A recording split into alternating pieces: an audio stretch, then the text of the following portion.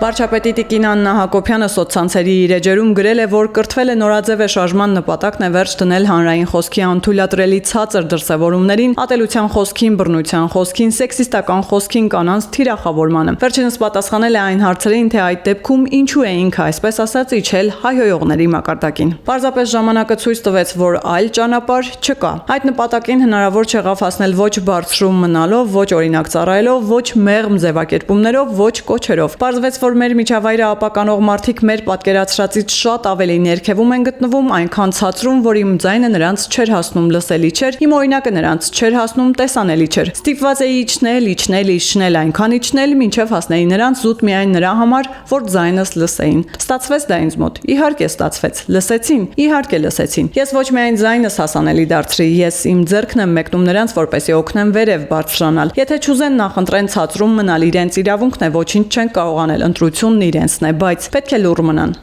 Իսկ եթե նրանց համար կարևոր է չլռելը, իրենց տեսակետն ու մոտեցումներն արտահայտելը, ընդդիմադիր լինելը շատ ավելի ողջունելի։ Միայն թե մեր միջավայրում խոսելու համար պետք է կրթվել, պետք է բարձրանալ հատակից, նկատել է Հակոբյանը։ Գնահատում եւ կարևորում ենք